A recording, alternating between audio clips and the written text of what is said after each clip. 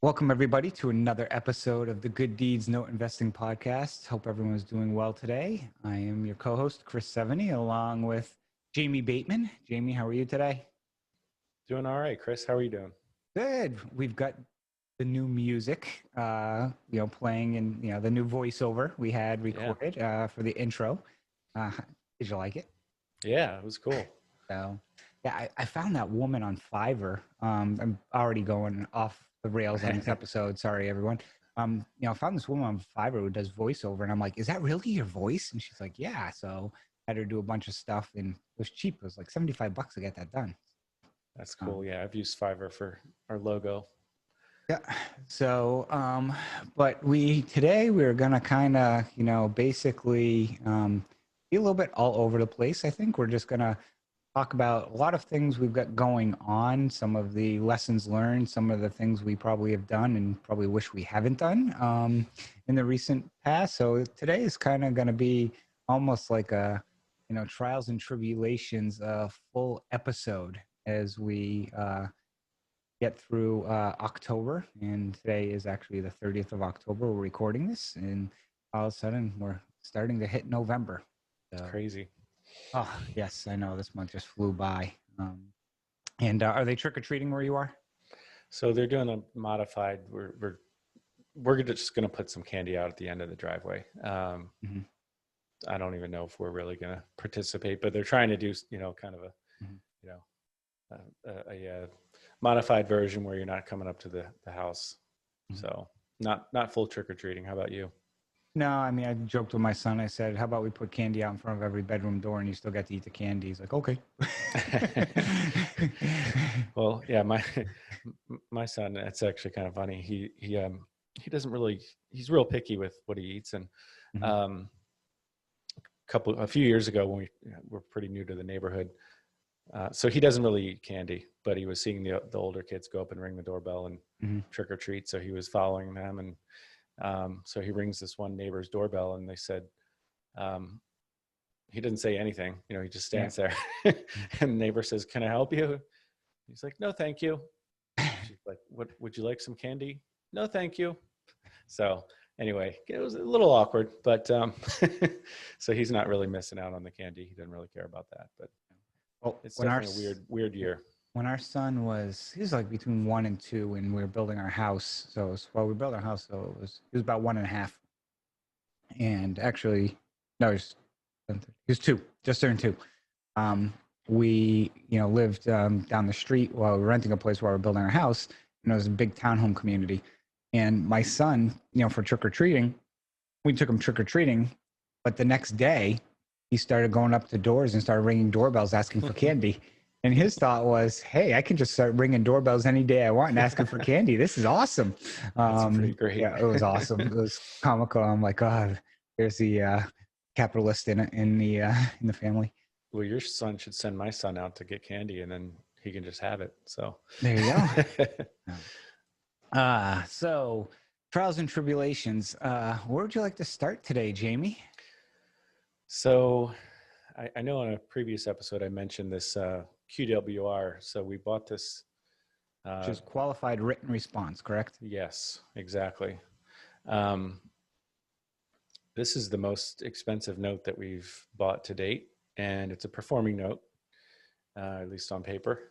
And so we just bought this maybe 6 weeks ago, and I don't even think we've received a payment yet, but got the qualified written response request, which forces us to comply and respond, and forces me to pay $350 to the servicer to make that happen. So I was over that, no big deal. But then late last night, I get an email from this same borrower that, he's got a hardship and he's requesting forbearance. So I've got to talk to Aaron Quinn later today and figure out what my options are. Did it actually come from the borrower, the email, or did it come from his attorney? It came from this third-party company. Okay.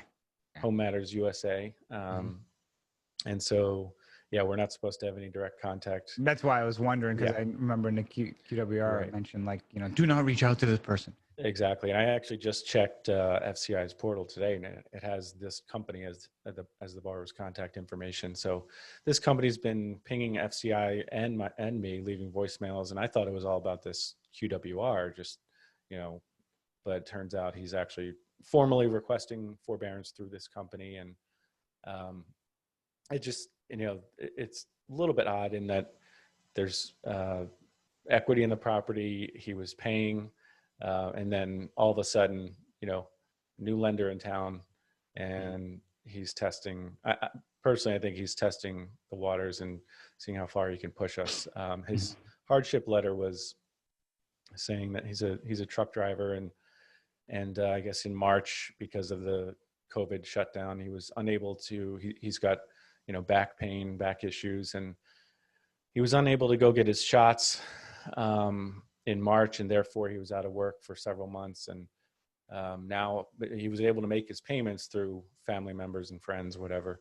And now he's back on track with work and everything. He was able to get his shots, but he's now requesting forbearance. So to me, the timing is a little odd, and also the fact that I'm sure he legitimately has back issues, but I've had back issues before and had shots. I've actually had epidurals, and it didn't really help too much. And I just am not putting too much stock into this excuse, to be honest. I passed on the epidurals. I got a herniated disc in my back, and when they said, "Hey, we can give this to you," and I'm like, "Oh, it's temporary relief." I'm like, "Ah." I said, Yeah, true. in the time I'm joked, I'm like, "Actually, if I probably lost weight, it'd probably be the best thing I could do." And they're like, "Yeah." And I'm like, "Okay." So I Well, lost it's kind 15 of pounds. funny. My wife has had 2 kids, and she's never had an epidural, and I've had several. So I don't know what that says about me. I guess I'm the wuss in the family. Every man is a wuss in the family, so Right. I just accept it. But yeah, so I need to figure out what my options are, and I mean, I'm inclined to just say no if that's a possibility, but I need to get legal counsel Mhm. involved. So that's my latest trial and tribulation. Let's see. I don't even know where to start with mine. Um, yeah. Well, first, that historic house I sent to you that we were going to bid on. Mm. We Is went and this? Yep.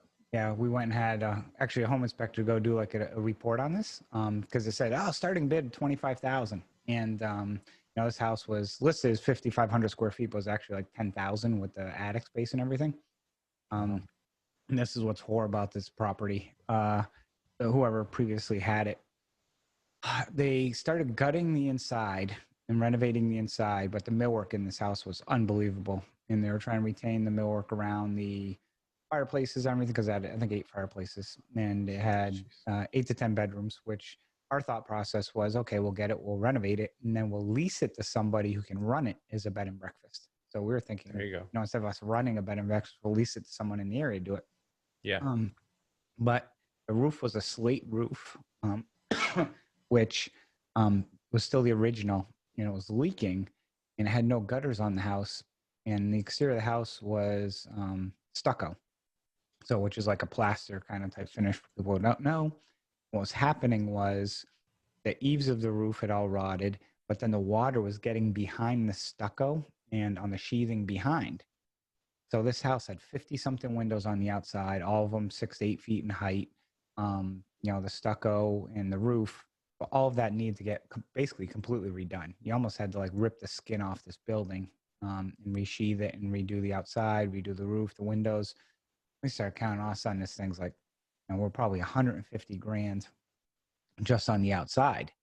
And, the ARV on this thing is probably, probably only about 300 grand. So, and then you still had the whole, inside to get redone. So, my friend was saying, we'll go, 25, 30, maybe up to 40 grand on this thing. And, basically the bidding, it was for sale in the spring for like 70 grand. Nobody would touch it. The thing ended up selling at auction for over 60,000.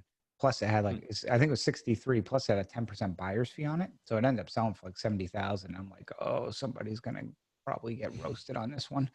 Yeah. Uh, so that was kind of just one little oddity we've had. Let's see, on the note space. It's been a crazy week. on the note space. Let's see, I've got, where do I even want to start? Which aspect? Actually, you know what? I'm going to talk a little bit about, I talked about that last week. I don't want to mention that because I'm going to jinx myself on that one. I'm pausing now. So what's, oh, I've got one. So I've got a borrower, and this is kind of, again, that we don't get taught this in note training. I have a borrower who's asking for to a forbearance, basically. And this is the fourth time this borrower has asked for a forbearance/loan modification over the last 18 months. The borrower, you know, has stopped paying, misses about 4 months, will make 1 or 2 months payments, and miss like 3 months, then make like 2 months payments, then miss 3 months, then maybe like make 3 months. And you know, the loan amount is low. It's like 250, 300. So, you know, every time I send a demand letter, you know, it's 2 of them, so it's 200 plus bucks. So it's like a month's payment stuff. So, you know, the guy reaches out to the attorney and finally, you know, is like, oh yeah, I can start making payments again, this and that and so forth. And I just told the attorney, I'm like, no, like full reinstatement. I'm like, I'm sorry, but this Yeah. guy's for the last 18 months just been, you know, saying he's going to pay, doesn't, say he's going to pay, doesn't. Then he'll make like one payment, then completely stops. It's not owner occupied. He's not living in it. I believe it's been a rental that he's probably had trouble with the tenants. His latest is, well, I'm selling my other property so I can pay this off in cash. And I said, well, you know, show me the, so I went back and said, show me the purchase and sale agreement showing this is under agreement. And then maybe what we'll do is we'll, you know, ask for a 30-day extension with the court to have you pay off the loan. But until I see that, you know, we're not going Yeah. to. It's all talk. Yeah. So Yeah. that's one I've had. Yeah. We've talked before about those kind of borrowers that put that track record where Mhm. they're almost worse than a straight non-performer, you know, Yeah. because you're getting teased as the note investor, as the lender, because, oh, okay, he's reinstated, we're good to go. And then Mhm. no, and then he goes dark for 3 months, and then your servicing costs go up as well. Mhm. And yeah, where is that one? Well, Did you say? that one, Indiana. Oh, okay, So, and gotcha. then, yeah, I've got another one, and this is you know, an interesting one as well. That we got a win in the courts on one where it was a contract for deed where the borrower hasn't paid in like 7 years, and we had sent the demand letter like 2 years ago, but the borrower, let's just say, you couldn't foreclose on the borrower because of certain, you know, where something the borrower's involved in.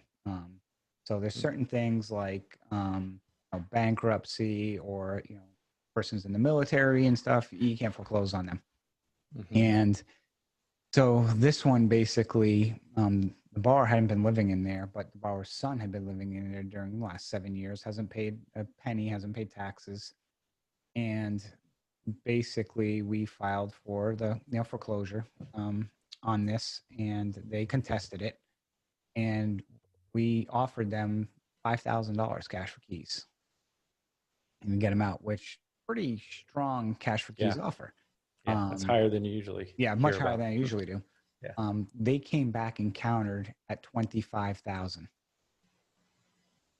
Yeah, if you were watching video right now, Jamie's eyes just popped up Yeah, again. right. And I basically kind of laughed and said no. So I told my attorney, keep going. You know, we filed a motion to dismiss their claim to dismiss, and then we won our court case this past week. So now we just can proceed now with final, you know, get a motion for summary judgment, and then start with the process and so forth. And, you know, my attorney's like, oh, do you want to offer, you know, any additional cash for keys? And I said, well, reach out to them and see. I said, but at this point in time, I'm not going to give them $5,000 because we've pretty much already spent that money. I'll give them $1,000 or so forth. And she reaches out and, can't get in touch with them. So we just, continue to plug along. But, it's unfortunate in some of these instances, because the reality of it is, and we mentioned this a lot, where we try and play ball with borrowers, but if they're not willing to play ball, there's not much we can do. In this instance, was giving the borrower, I think, being very gracious. For me, I think that giving somebody who owes, $100,000, hasn't paid in 7 years, a check for $5,000 in 60 days, move out of house. Right. I think that's, Yeah. not too bad of a decent gesture. offer. Right.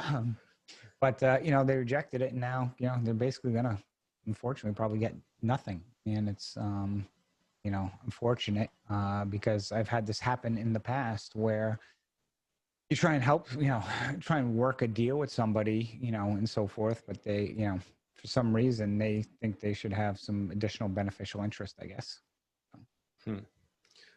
So how do you see that one playing out? That one I see playing out that we'll have to get the eviction. I'm probably going to spend about $5,000 cleaning up this mess that they've left behind, because it's like a 20-acre property. Oh, wow. Yeah.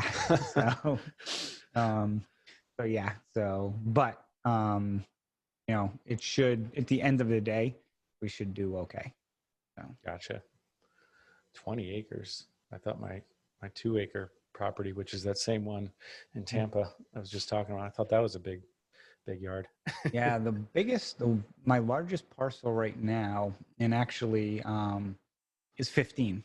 So I have a 15-acre parcel in Arizona, which I talked about this on another podcast, where the borrower's wife had passed away. He was former military, and he was having trouble making the payments. And he owed pretty much owed what the property was worth. Might be a little underwater. So what I offered him was, essentially so he's in his 60s. I offered him a 20-year lease with a 20-year extension, which would bring him to 105, to rent the property, because it's got a trailer on it. So he'd still own the trailer. So basically, I gave him a ground lease for $1 a year. Wow. And he's responsible for taxes. So it's almost like a commercial. It's almost like a commercial lease. Interesting. But so this was one that we had bought as a non-performer. We got it for a very good price. And this guy, he literally emailed me yesterday, like, hey, yep, just want to let you know taxes are due November 2nd. I already paid them and stuff. Wow. So this guy, he's got a horse, and he's just a nice guy. I'm like, okay, what can I do to give back on this person, to give back? And he mentioned, he's like, he doesn't have any family. He doesn't have any kids. And, so when we were just talking, I'm like, well, what do you want to do with the property? What are you going to do? He's like, well, I have no one to leave it to and stuff. I said, well, why don't, instead of him paying $350 a month, on a mortgage, that's something that is basically, he's just going to donate it at the end, eventually. Why not, keep that $350 so you can enjoy it and spend it. And, basically, eventually, it's almost kind of like a reverse mortgage a little bit, I think. Right. Yeah, he's kind of like pulling out the equity in a sense. He pulled out the equity where it's like, okay, just, I've leased him the property back. So, right. Just kind of got creative as I can get, I guess, sometimes. Yeah, you tend to be creative. Yeah, that's... So, Jamie, have you bought or tried to buy any assets recently? Well, this is a leading question. Yes. Yeah. As you know, I've been in the process of buying 10 loans in New York. I have put in some bids on some other assets as well, but these loans are from me, by the way, in New York. So so I probably should have started off with that as my trial and tribulation. Well, this whole episode's trial and tribulation, so this one actually makes for a good story as well. Yeah, so. It's just getting these things boarded is the big hurdle here. So do you want to tell a little bit about the background first? Yeah. So, a little background was these were boarded with a servicer who you referred me to. So I'm going to start with that because I'm starting blaming you from the outset. Do you like how I already That started this? I'm already that's blaming you. facts are facts. That is true. Yes. So you referred this, and they were servicing these loans for me, and they weren't. I mean, they weren't doing that bad of a job, honestly. I mean, I'd give them a C minus, I guess. Well, yeah. I mean, Yeah. they were there. But compared to some of these others, I mean, they look like, they look like the Tom Brady of servicing. Um, so they, basically I want to say like in June, I bought a few extras, went to board them with them, and all of a sudden, I got an email from them saying we're no longer servicing loans in New York, and you need to move these. So I'm like, okay. And then I was looking to, there's certain servicers who do New York who I won't work with, probably the two major players. So I was trying to find a smaller one, and I spoke with another servicing company, but they wanted like a 20 loan minimum, and a lot of them have wanted these minimum amounts. And one of them I had spoken with in the past about moving a large portion of my portfolio over to them, but we could just never agree on kind of pricing. So round and round and round, we finally get these boarded. They move them over to this other servicer who's had them since June. And basically, I was all over them. Now, typically, the boarding process takes about a month. This was started in June, and in September, so that's July, 3 months, they still haven't boarded these. And it was kind of like, it's got my attorney involved, and I mean, it was just ugly. So I decide, at that point in time, Jamie was looking for some assets, and I'm like, hey, I've got some assets for you, and kind of, this is I don't know, 9 or 10 of them where we went through every one, and like 4 of them are performing, 3 or 4 of them are non-performing. One of them, God bless you, on, and I upfront with them and told them this, and Right. on the same token, I think I sold that one to you for $100. So, Yeah. good luck with that. But so we've been trying now to get these boarded at FCI, where Jamie's going to have them boarded for about a month, and I literally am emailing this person pretty much every day or every other day, and they're like, I'm not leaving today until these are done. I'm not Yeah. this, I'm not I'm that. committing So, myself. yeah, I'm committing myself maybe to an institution. So finally they send out the email I don't know, Wednesday or whatever it is, and Yeah.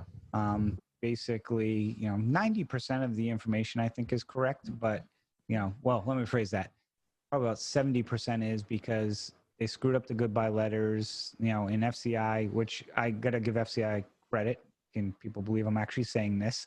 They responded in a timely fashion and like, hey, we still need this information and so forth, so on. And Yeah, they're very thorough on the front end for sure. yes, so I'll kind of let you share your opinions on it. Well, I mean, it's just so 2 of these. So I'm buying 10 notes from you, 10 New York notes, and 2 of them were with another servicer, and those Oh, got boarded.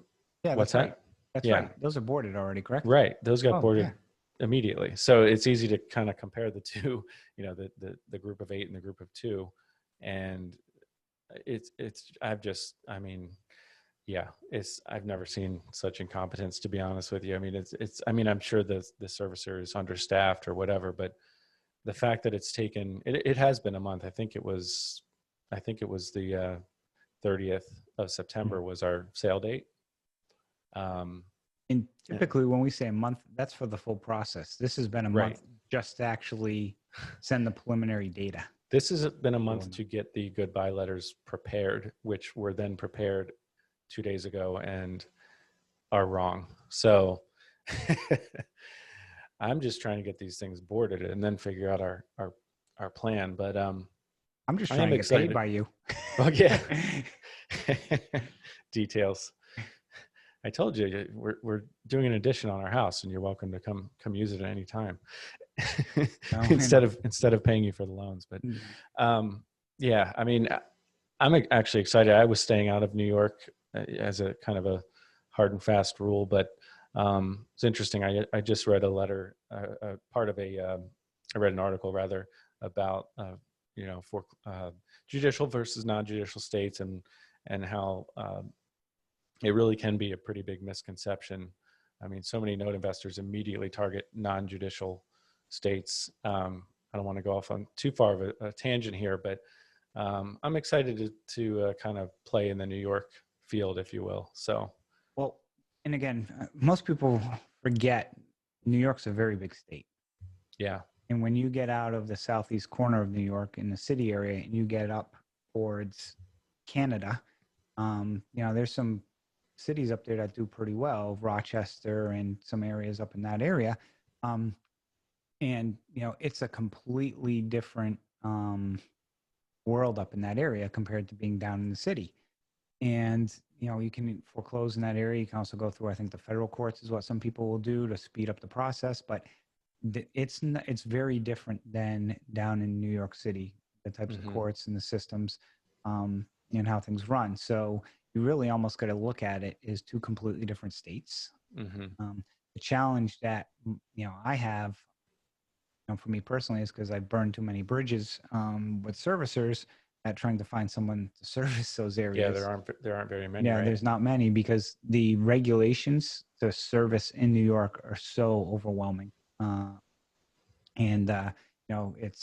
know, for example, like the company has to have like 3 people sign and stuff. And, most people, again, kind of stay out of New York. So, and it's expensive to get a servicing license. So from a services perspective, it's like, hey, if I only have 20 loans, it's not worth us to go spend all this money, get licensed to only service a small amount of loans in that area. Yeah, so it's just the bigger servicers that end up doing it, or at least doing it competently. So you mentioned, I do want to kind of go back to get an understanding about this article you read, because it was going to beg the next question: are you looking at some newer states to invest in? Well, let's get these New York loans boarded, and I had kind of made a promise to my wife that we wouldn't expand any further. I was pretty quickly in about 8 or 9 states, and then just for recording purposes and for all the courts and everything is different with each state. So we still have I'll say 11 states that we're kind of focused on. So I'm not really looking to expand further right now. Personally, I'd like to buy more in Georgia, kind of get that licensing cost back, if you will, and go from there. I mean, I'm certainly not opposed to expanding geographically maybe next year, but I think at this point, focusing on these New York assets and our current portfolio is probably the prudent way to go. We'll be up to about, I think I mentioned previously, about 34, 35 notes at this point, plus some that we hold in our IRAs. So it's a decent amount at this point. So let me guess the 11 states you have. Okay. Florida. Check. Georgia. Yep. North Carolina. Yes. Well, you know a bunch of them. But yeah. Well, New York. New York. Yeah. Arizona. Technically, yes. Yes, because you know with me there. I'm guessing, let's see. I mean, there's one that Tennessee. Actually, no. I've bid on some there. Yeah. Oh, you gotta get Tennessee, buddy. Yeah, I've bid on. You gotta get there. Okay. What about Missouri? Yes. Okay. A few in Missouri. Oh, you gotta get in Tennessee. There's one big one that's probably half of our portfolio. Indiana, Michigan, or Ohio? Well, we have a couple in Indiana, and Michigan is our big one. Okay. Now I lost count of how many. Yeah, I'm not sure. I'm actually looking right now at my Podio. Florida. Okay. Oh, Alabama. Oh, Alabama. Not your favorite. Actually, I'm excited about. It's only one. It's in Birmingham. We did a mod, and I actually bought it from Gail. The redemption rights. Yes, it's a year-long redemption period. But I think this one could be pretty profitable when if we can just hold it for another 8 months or so and sell it. Any in Michigan or Virginia? Yeah, Michigan is our big one. No, I meant Maryland or Virginia. Oh, Just the Nightmare on Elm Street. That was the only Okay. Maryland one, and none in Virginia. Okay. So another one. So here's where I want you to expand next year. I'm just throwing this out there. Tell me. Oh, and Texas is the last one. Oh, and Mississippi. Sorry. Yeah. Oh, I was gonna say Mississippi is the one that I like Mississippi. I've got two in Mississippi. Okay. One that I tell you that's tough. If you start moving further west, Oklahoma's a tough state. Okay. So, Pennsylvania is a tough one, but I like Pennsylvania for some reason. I don't know. I'm just attracted to Pennsylvania for some unknown reason. Yeah. So for my list, we go through the states we've purchased in. For yours, we go through the short list of states you haven't. Well, I mean, I can tell you, I'll run off. I've got Alabama, Arizona, Arkansas, California, Delaware, Florida, Georgia, Illinois, Indiana, Iowa, Kansas, Kentucky, Louisiana, Maine, Maryland, Michigan, Minnesota, Mississippi, Missouri, Montana, Nevada, New Jersey, New Hampshire, New Mexico, New York, North Carolina, Ohio, Oklahoma, Pennsylvania, South Carolina, Tennessee, Texas, Vermont, Virginia, West Virginia, Wisconsin, and Wyoming. Are you? What's that count? Hold on. That's 38. Oh, no, 37. So you have more states than we have notes. Got it. Okay, I was gonna say. Yeah, and it's interesting. I have no interest in like Oregon, Pacific Northwest, Northeast. I actually saw one in Massachusetts the other day, and I'm like, even though I'm from there, but it kind of, but one thing I'll mention, kind of tag along what we were originally going to somewhat talk about today was, end of year deals, and kind of what we may see and stuff like that coming towards the end of the year. And, I'll just throw out there typically, little teaser, typically November is when I see the best deals. Because it's almost like people start putting stuff out in November to close before people run off for the holidays. And then right before the holidays, everything that's the junk that's left over will get one last throw at you, and so forth. But right now, I feel like. Go ahead. I feel like I've seen a slight uptick in the last like week or so, and just assets available. So I'm hoping that's something that's indicative of the next month or so. Yeah, I'm looking at a tape right now. It's got about 30 assets on it. Acquisition, actually it's about 20 assets. Acquisition, probably about $750,000. And talking with the seller, trying to really push to get something, but it's somebody who I bought a lot from, but it's a different asset manager within this fund. And this guy has just been so painful. Like I bid on these things like 3 months ago and never even got like a counter or response. And it's like, we're not going to sell them now. And I'm like, so. I hate that. Well, I did see yesterday, I got an email. Did you get the email about interested in CFDs? Somebody's got like 60 CFDs. Yeah. I did get that. Yeah, I replied. I'm like, yeah, but tell me what their pricing expectation is, because if they want 95 cents on the dollar, basically, right. Go pound sand. If they're going to be something that's realistic, it would be something. But I did read somewhere that I thought I saw another lawsuit pop up against Vision Properties in one of these states. It was an article where I forget which state, but said they were targeting. This is one that was bad. It says they were basically targeting minorities. It was basically they were targeting minorities as part of these loans, and and so forth, and basically redlining and all this, or not redlining, but basically like targeting minorities in these low income neighborhoods to sign up on these high interest, high payment loans and stuff like that. And we got an attorney general, I think, going after them, and so forth. Let me just see if I can Google. Yeah, that's another thing we're working on, is these CFD conversions. That's painful. So, yeah, October 1st in the National Mortgage News, predatory lending suit alleges Vision Properties targeted black buyers is the article. So, I'm just stating what the article says. I have no opinion on it, because I don't want somebody saying, you said this, that they're doing this. I'm just telling you what the article said. Yeah, it's one more. One more indication that the whole CFD world may not be what it was, right? Well, what happened is, for people who kind of want to hear the quick history of CFDs. During the downturn, Fannie and these GSEs were selling all these properties as REOs. And I mean, we say selling, and this is where I think the media, personally, I think went a little overboard, because they were selling these properties for a few $1,000s a piece. And it's like when you buy a pool, but these were pools of like thousands, like 10,000 homes or whatever it was. And yes, some of them are going to be worth more, some of them are going to be worth less. So they just say, okay, we're buying these 10,000 for, pick a number, 10 million, about whatever the magic number is. And, they may just allocate an even split for every house.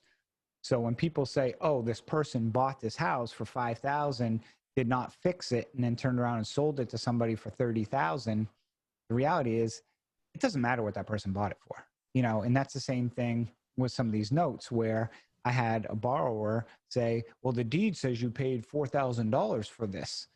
And I said, I said, first off, and my attorney said the same thing. It really doesn't matter what we bought the thing for. But Right. I explained to the borrower, I said, I'll be honest with you, I buy these in pools of many. Mm-hmm.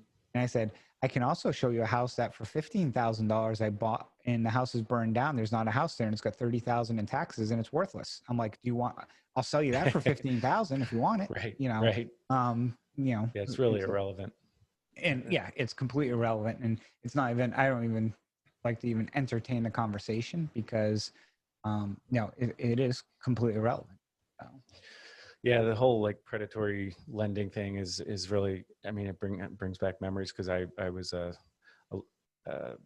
title settlement officer, notary, mostly doing refinances years ago. But this is when, kind of right before the crash in I guess 2002 to 2004 ish is when I was doing this job, and this is when nobody thought interest rates could go any lower than 6%, and then they were 5.5% and that kind of thing. But I had a lot of firsthand experience with mortgage brokers who were,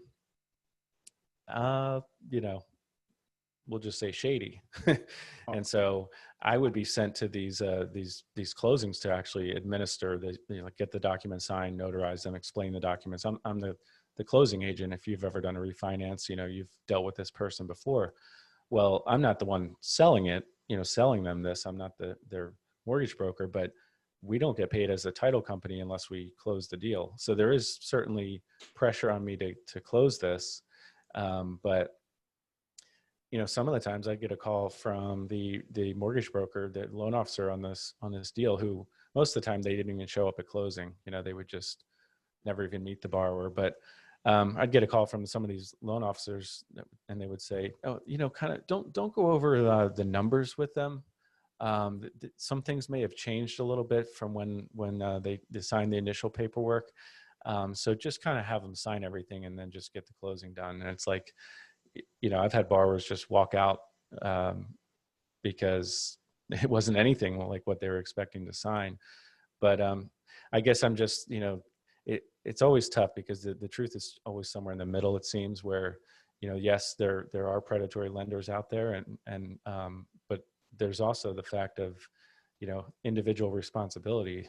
You're not forced to sign this, so it's every case is different. The problem is, and I'll share an example because I recall this vividly. The problem is nowhere in our education system do we teach finance, truly teach like people how to manage money. Yeah. When I graduated college, and I had a civil engineering degree. So, which I think is a pretty good degree. Mm-hmm. In my 12 years of high school and 4 years of college, never did I sit down looking at, I went to go buy a car. And afterwards, it was $30,000 car at 6%. And then I started looking at the numbers, and I'm like, man, I'm going to pay all this interest on this. I said, that's a lot. Nowhere did they ever teach you any of that.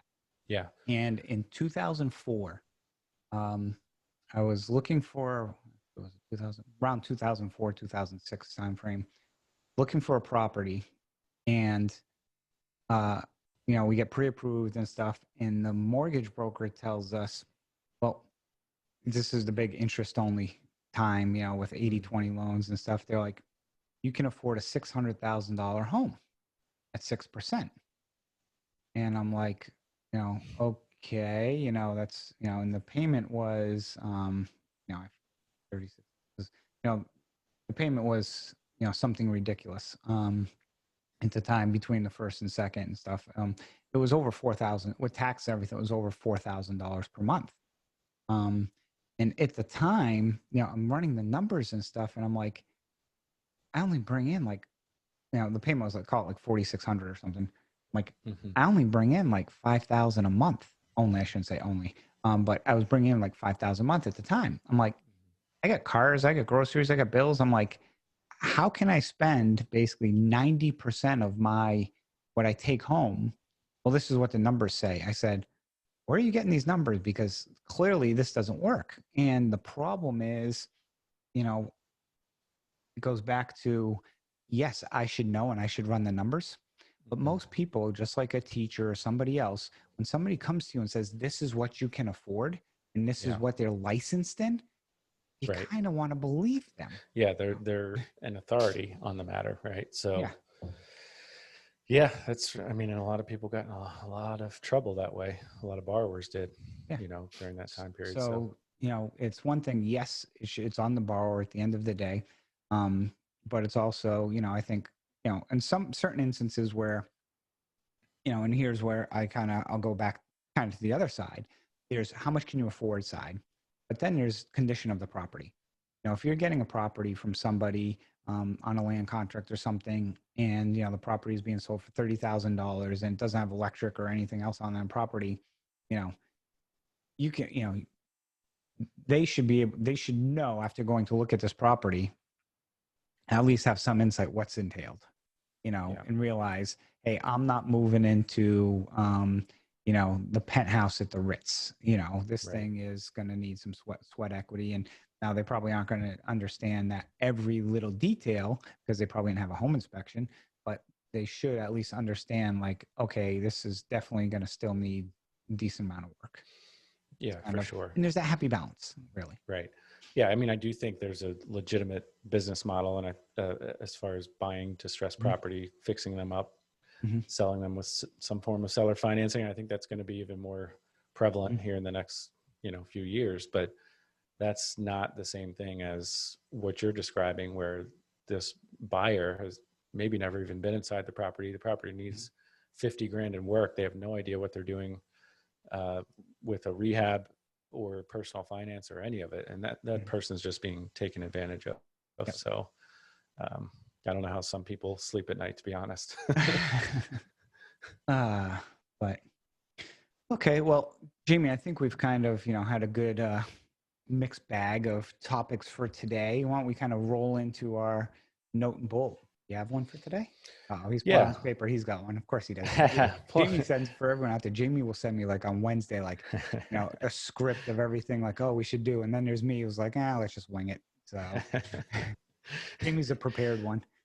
I try to be, but yeah. So my note and bolt is, it might sound a little elementary for the more experienced note investors out there, but for new people, um, when you're getting forced place insurance on a CFD, so it's appropriate for our CFD conversation, make sure you get liability coverage. If you're brand new, you've never bought a CFD before, you may not even know what I'm talking about. But when you go to get FPI, whether it's through your servicer or an outside company like JB Lloyd, when you own a CFD, you have legal title to that property. And so the borrower has what's called equitable title, but you're the one on the, on the deed. So that sounds great maybe, but you also, there are a lot of headaches that can come with that, and liability. So if somebody trips and falls on your property, whether it's the borrower or not, you could be liable for that. So there, just a point I wanted to make. Not everybody even thinks about that when you're buying these CFDs. Make sure you get liability coverage that may or may not cost more on your policy. Um, on a traditional note and mortgage, it's really not necessary. You're not responsible. You're not on the deed. So um, that's my note and bolt.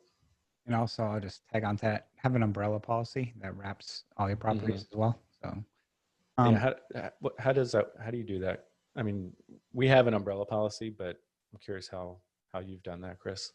Um, so I've so I've got several different insurances. I've got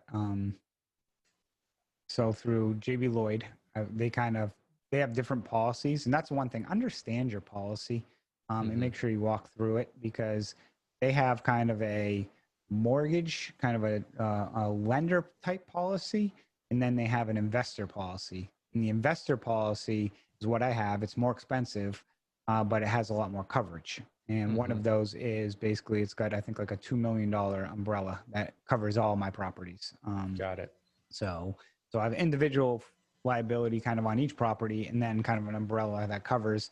Then I also have through a local insurance agency, a general liability, errors and Mm-hmm. omissions, and a bunch of other kind of random things, as well for Yeah, insurance. insurance is one of those topics that you know, homeowners insurance specifically Mhm. is one that I don't love, but it's really important. Yeah, it's one of those things that you don't know what you got until something happens, and then no pun Yeah, intended, but you get burned. right, right. So my note and bolt's kind of a little different. Recently, my wife and I had our 10-year anniversary, and Congrats. joking like what to get and stuff. And then I was thinking, okay, the kids would like maybe like an Oculus or something like that and so forth. Because for me, I'm just a simpleton. But she got me a membership to it's called Mind Valley. And I don't know if anyone's ever heard of it, but it's kind of like a self-development, and it's more based off of the theory that, from a learning perspective, most people are taught basically to cram in as much information as quick as possible, and then think that they're actually retaining a lot of that. Where studies have shown basically when you read a book the next day 80% of it you've forgotten. And when you think about kind of taking like note investing and doing like a training or something, if you do a day or a weekend course, if you're only retaining 20% of it, but then the 20% you don't know what you don't know, so you don't even know what's important to retain and not, how much value you're actually getting. And what I like about this is, again, it's for it's a lot of self-development about this thing's about how to be a better marketer, how to be a better speaker, how to be more entrepreneurial. So there's a lot of like different things. How to remember people's names. That's the first one I just took because I forget It's a good everyone's one. name. But I think it was like $600 for a yearly membership. You have access to everything. But what I like about it is every lesson is daily, and it's only about like 10 to 20 minutes a day. That's And nice. you can't advance, like you can't like skip and go like 3 days Hmm. ahead. So every single day, what they have is they have a forum for each like event, quest they call them. They have a forum for each quest where it's almost like a membership group site and stuff where they go through this stuff, and then you can hear other people's stories. But the other thing too is, it's a lot of like-minded people, so you can network with other people. And I was networking with somebody, and we're just sharing stories, telling them what I do, and kind of like people are amazed at what you do. Um, but it's kind of just my note and bolt where I never even heard of it, and my wife's like, "Hey, try this and stuff." And for people, just trying to self-educate, sometimes it's something that's a little different. If people don't like to read, I'm not a big reader. From that perspective, it basically it's pretty cool how it has these videos and so forth. And the guy who created it actually is an interesting story. He was like a computer engineer, worked for Microsoft, was like a VP at Microsoft, and basically said, screw this, this isn't what I was meant to do, type thing. Went and started being like a meditation teacher for a while, and then ended up realizing kind of just he thinks outside the box that the way our education system is antiquated, and the new way of educating people is information in snippets, so people Hmm. can try and retain it, and then you take what you learn from that day and try and implement it in some strategy. Yeah, that is really interesting. So I just want to throw it out there, and I think it's mindvalley.com. They are not paying, sponsoring, or anything along with these lines. Just something that I started taking. I've been doing it a week, and so far I think it's pretty cool. I'll probably in like 2-3 months, give more of a thorough review, because sometimes things start out really good and realize it's like, blah. But, you know, I find for somebody who is looking for some direction though, it might actually be very beneficial, especially if you've kind of, you know, trying to start a business and you haven't had like management experience or any type of sales, marketing, or presentation skills. It's something that I think somebody could find a lot of value from. I would think anybody could benefit from that kind of thing. We all need coaching, or, you know, we all need to take a step back and look at Yeah. where are we headed? What are we trying to do here?